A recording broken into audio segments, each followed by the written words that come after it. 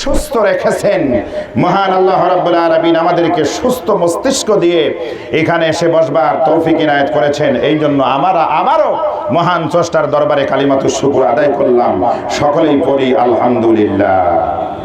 সম্মানিত ভাইরা, আল্লাহ রাব্বুল আলামিন বললেন, ইয়া আইয়ুহাল্লাযীনা আমানুত্তাকুল্লাহ হাক্কা তুকাতিহি ওয়া লা তামুতুন্না ইল্লা ওয়া আনতুম মুসলিমুন।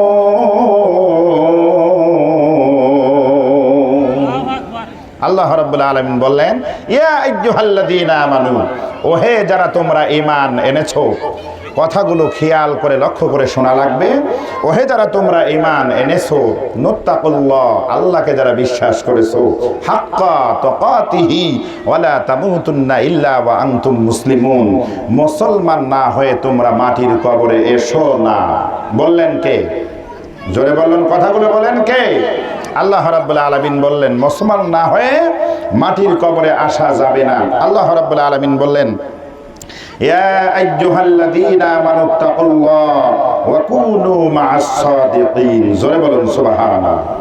আল্লাহ রাব্বুল আলামিন বললেন, ওহে যারা তোমরা ঈমান এনেছো, নুত্তাকুল্লাহ ওয়া কুনু মা'আস সাদিকিন, সত্যবাদীদের সঙ্গী হও। সুবহানাল্লাহ। সম্মানিত ভাইরা, আমরা এখানে যারা বসে আছি প্রত্যেকজন ঈমানদার এবং মুসলমান, ঠিক না বেঠিক? জোরে বলুন ঠিক না বেঠিক? কাফের বেঈমান হিন্দু, বৌদ্ধ, খ্রিস্টান, অন্যান্য ধর্মাবলম্বী লোক কি এখানে আছে? জোরে বলুন আছে কি? নাই। আমরা মুসলমান, সকলেই আমরা মুসলমান। কিন্তু আল্লাহ রাব্বুল আলামিন বারবার আমরা এখানে যারা এসেছি ঈমান এনেছি বলেই আমরা নামাজ আদায় করি। জোরে বলুন ঠিক না বেঠিক? ঈমান এনেছি বলেই আমরা মাহে রমজানের রোজা আদায় করি। ঈমান এনেছি বলেই হজের সমপরিমাণ টাকা আমাদের কাছে থাকলে আমরা হজ আদায় করি। তারপরেও আল্লাহ রাব্বুল আলামিন কেন ঈমানদারদেরকে ডাকলেন, তোমরা ঈমান আনো এবং মুসলমান হয়ে মাটির কবরে আসো? এর কেন আল্লাহ রাব্বুল আলামিন বললেন, কেনর উত্তর হলো, এই পৃথিবীর জমিনে সকল কিছু পরিমাপ করবার জন্য যন্ত্র আছে। আছে না ভাই? জোরে বলেন আছে না? আপনি পেঁয়াজ হাটে নিবেন, 40 কেজি ওজন না হলে মন পুরবে না। ধান হাটে নিবেন, ওজনে যদি 40 কেজি না হয় তাহলে আপনার 1 মন হবে না। কিন্তু পৃথিবীর জমিনে সকল কিছু মাপবার জন্য যন্ত্র বা বস্তু আছে, কিন্তু ঈমান মাপার কোনো যন্ত্র বস্তু, জোরে বলেন আছে? নাই। কারণ আল্লাহ রাব্বুল আলামিন এই জন্য বলেছেন, ইয়া আইয়ুহাল্লাযীনা আমানু ওয়া কুনু মা'আস সাদিকিন, তোমরা ঈমান আনো, তোমরা মুমিন হও, তারপরে সত্যবাদীদের সাথেই হও। জোরে বলুন সুবহানাল্লাহ। সম্মানিত ভাইরা, এখন আমরা যদিও আমাদের পরিমাপ না থাকে, মাপার কোনো বস্তু না থাকে, তারপরেও আমরা যদি কোনো মানুষকে বলি তুই বেঈমান, তাহলে ওই মানুষটি বেজার হবে না খুশি হবে? জোরে বলুন, বেজার হবে না খুশি হবে? বেজার হবে। কারণ এ কথা তো আমি বলতে পারবো না। কারণ পৃথিবীর জমিনে মানুষের গায়ের তাপমাত্রা যদি বেড়ে যায়, মানুষের গায়ের তাপের ডিগ্রি যদি বেড়ে যায়, তাহলে ওইটা পরিমাপ করবার জন্য আপনার থার্মোমিটার আছে। থার্মোমিটার সেট করলে মানুষের গায়ের তাপমাত্রা মাপা যায়, নির্ণয় করা যায়। কিন্তু পৃথিবীর জমিনে আমি ঈমান এনেছি, কতটুকু ঈমানের বলে আমি বলিয়ান হয়েছি, এইটা পৃথিবীর জমিনের কেউ মাপতে পারবে? জোরে বলুন, পারবে কি? একমাত্র কতটুকু ঈমান আমার ভিতরে আছে আমি ভালো জানি। আর জানেন কে? জোরে বলুন কে?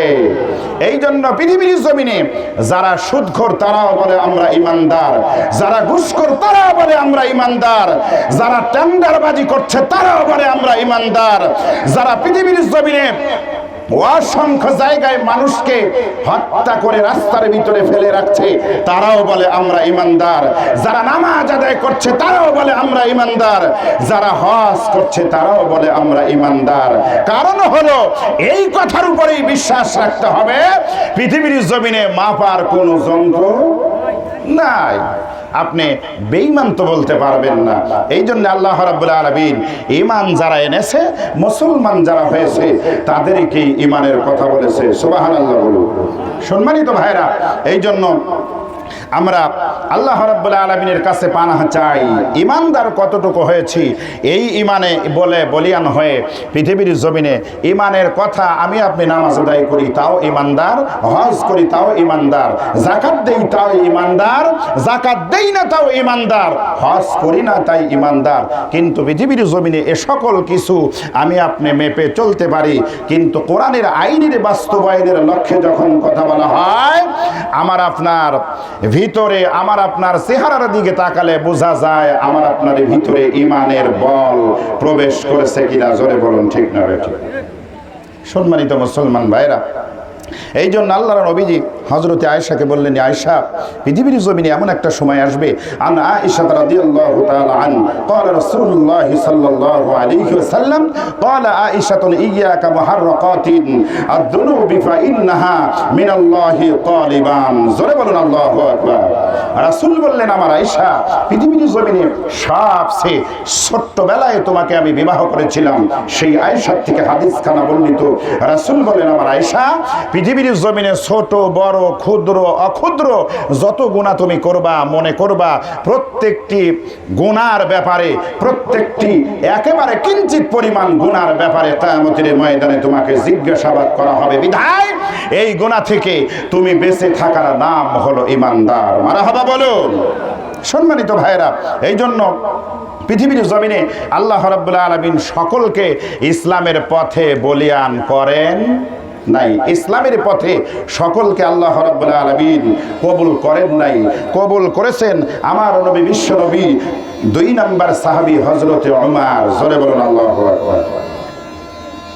নবী করিম সাল্লাল্লাহু আলাইহি ওয়াসাল্লাম মক্কার অবস্থা যখন একেবারেই খারাপতম অবস্থান চলছিল, মহান আল্লাহ রাব্বুল আলামিনের নবী আল্লাহর কাছে দোয়া করলেন, আল্লাহ রাব্বুল আলামিনের কাছে দোয়া করলেন, আল্লাহুম্মা আইজ্জাল ইসলাম বিআহাব্বি হাযার রাজুলাইনি ইলাইকা আবি জাহলিন আও উমর ইবনুল খাত্তাব। জোরে বলুন আল্লাহু আকবার। রাসূল দোয়া করলেন, আল্লাহ, এই পৃথিবীর জমিনে ইসলাম বাস্তবায়নের জন্য 1 নম্বরে আবু জাহাল, 2 নম্বরে হযরত ওমর, এই দুইজনের ভিতরে সবচেয়ে আপনার কাছে গ্রহণযোগ্য যিনি, তাকে ইসলামের ভিতরে কবুল করে ইসলামকে পৃথিবীর জমিনে পথ করে পতাকা এই আরব এবং বিশ্বের জমিনে উড়ায় দাও। সুবহানাল্লাহ হবে না? সুবহানাল্লাহ বলবেন না? আল্লাহ রাব্বুল আলামিন কবুল করলেন হযরত ওমরকে। মারহাবা বলুন। কারণ ওমরের পাওয়ার কম না বেশি? জোরে বলুন, কম না বেশি? হযরত ওমর রাদিয়াল্লাহু তাআলা আনহুকে কবুল করলেন। 2 নম্বরে আল্লাহ রাব্বুল আলামিন ওমরের ভিতরে ইসলাম, রাসূল প্রথমে ওমরের জন্য দোয়া করলেন, আল্লাহ, ওমরকে ইসলামের ভিতরে তুমি প্রবেশ করায় দাও, তাহলে ইসলাম প্রচার করবার জন্য আমার পক্ষে সহজ হবে। 2 নম্বরে আল্লাহ রাব্বুল আলামিন সূরা হাক্কা, ওয়া মা হুয়া বিকাউলি শাইদিন কালিলাম মা তুমিনুন।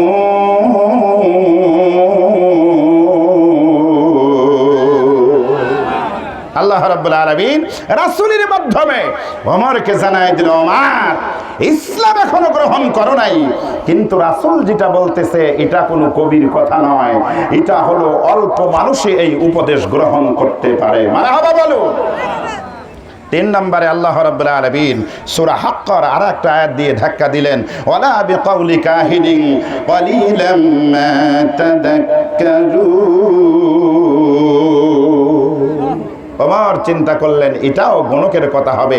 আল্লাহ বললেন, ওমর, এটা গণকের কথা নয়, এটা সেই প্রত্যবাহকের বর্ণনা, তানজিলুম মির রাব্বিল আলামিন। জোরে বলুন আল্লাহু আকবার। আল্লাহ রাব্বুল আলামিনের কথা, সেই কথা রাসূলের মাধ্যমে তোমাকে শোনায় দিলাম। আল্লাহ ওমরকে ইসলামের ভিতরে কবুল করলেন। জোরে বলুন মারহাবা। আর জোরে বলুন মারহাবা। লা নাবিয়্যা বাদি। রাসূল বললেন, পৃথিবীর জমিনে আর কোন নবী আসবে না। লা নাবিয়্যা বাদি। যদি কোনো মানুষ নবী হয় তাহলে হযরত ওমর হয়ে যেত নবী। সুবহানাল্লাহ হবে না? দোয়া করলেন কে? রাসূল দোয়া করলেন। কবুল করলেন কে?